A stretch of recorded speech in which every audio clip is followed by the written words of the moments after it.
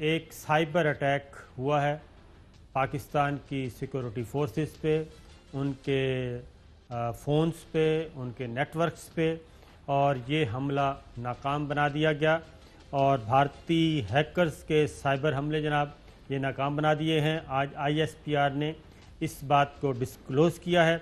हसास इदारों ने भारतीय साइबर अटैक का सुराग लगाया। भारतीय खुफिया इदारे मुतअद्दिद साइबर क्राइम करने वाले थे। सरकारी और दिफाई हुक्काम के मोबाइल और आलात हैक करने का मंसूबा था। दुश्मन एजेंसियों के मुख्तलिफ टारगेट की तहकीकात की गई। पाक फ़ौज ने साइबर हमले रोकने के लिए ज़रूरी हिफाजती इंतजाम बढ़ा दिए।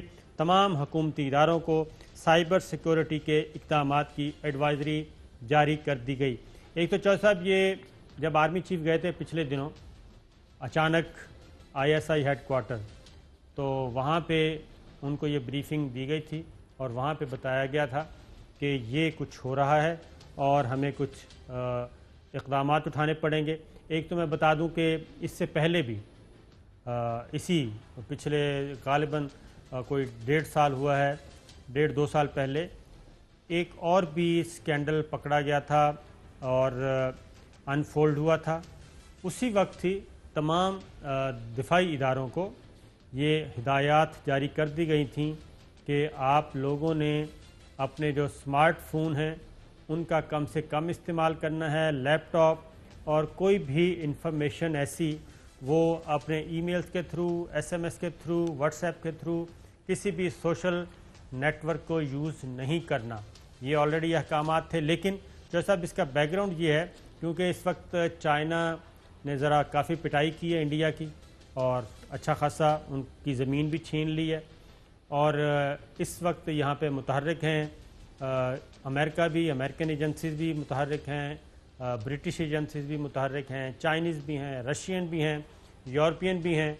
और ख़ास तौर पे जो ख़बर ये है कि ये सिर्फ इंडिया नहीं है, इंडिया तो सिर्फ एक फ्रंट मैन के तौर पे इस्तेमाल होता है। बाकी तमाम एजेंसियां इस वक्त जो अफ़गानिस्तान में कुछ अर्सा पहले थी, मुख्तलिफ मुल्कों की इंटेलिजेंस एजेंसी, अब उनका गठजोड़ जो है हेडक्वार्टर वो दिल्ली बना हुआ है। वो कोशिश कर रहे हैं कि ये जनाब चाइना और ईरान के दरमियान क्या चल रहा है, चाइना और पाकिस्तान के बीच में क्या चल रहा है, क्योंकि चाइना बदस्तूर आगे बढ़ रहा है और ख़ास तौर पे CPEC को अब ईरान भी शामिल हो गया उसमें।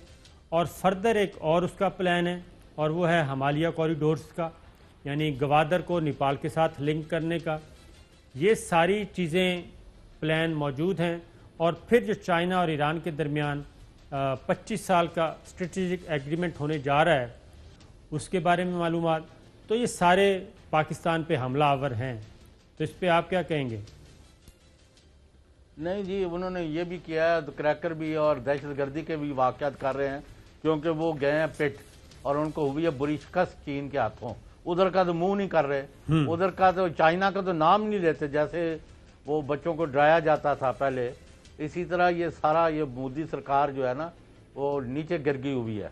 अब वो आ जाके पाकिस्तान और नेपाल और बाकी मुल्कों के साथ पंगे लेता है, लेकिन उसमें भी अब जिसको पंजाबी में कहते हैं ना साथ साथ नहीं है, लेकिन दुश्मन से चौकन्ना रहना चाहिए।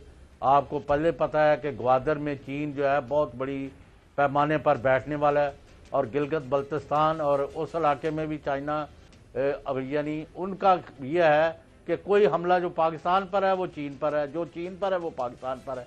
तो ये जो एक फॉर्मेडेबल अलायंस है, लेकिन एक एहतियात पाकिस्तान ने ज़रूर की है कि वो नए महाज नहीं खोल रहे, नए दुश्मनियाँ नहीं बना रहे।